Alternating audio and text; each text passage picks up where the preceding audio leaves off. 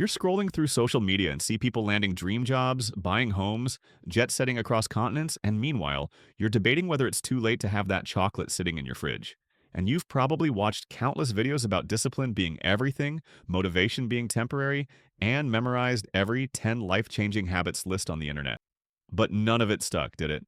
Hence why you clicked on this video. Good decision, because before you can build the right habits, you need to know what actually matters in this decade. And trust me, figuring this out now will save you years of spinning your wheels later. So get a cup of tea or something, and let's dive into what your 20s are really about. Chapter 1. Your Identity Laboratory.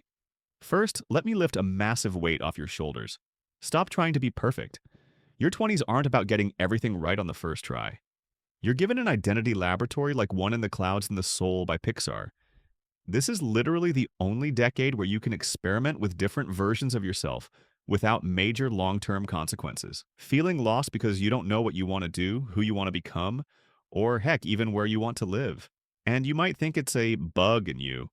Blame yourself that you cannot figure everything out like others did, but it's not a bug. It's a feature of 20s. You don't know because you haven't tried enough things yet. Explore different passions, travel solo and discover what you're made of. Change your mind, multiple times, maybe even in a week. Read books that completely challenge your worldview. Date people who are completely wrong for you, not because it's fun, but because it teaches you what right actually feels like. Replace "who should I be" with "what am I curious to try next?" You'll grow exponentially faster by living your life than by endlessly planning it. Every experience is data. That random photography class, that soul-crushing retail job, that conversation that kept you up all night questioning everything, all of it matters. All of it's useful.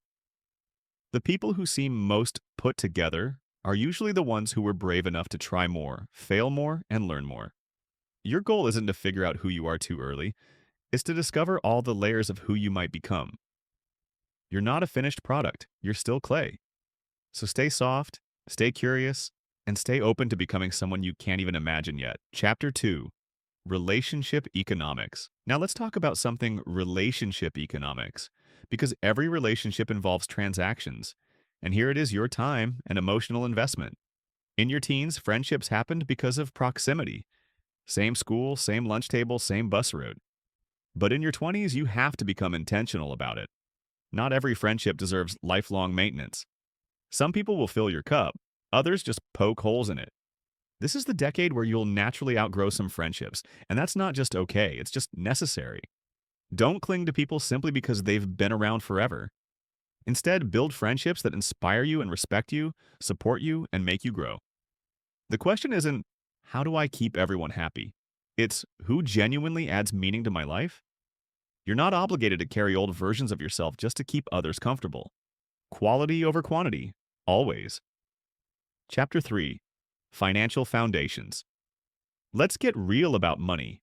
You don't need to be rich in your 20s. That's Instagram hustle culture nonsense to me.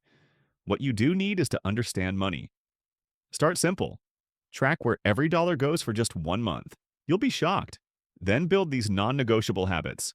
Live below your means. Yes, even if your means are tiny. Save a small percentage before you even see your paycheck. Understand compound interest? It's literally magic. Here's why this matters. Albert Einstein supposedly called compound interest the eighth wonder of the world. Someone who saves $200 a month starting at 25 will have more money at retirement than someone who saves $400 a month starting at 35.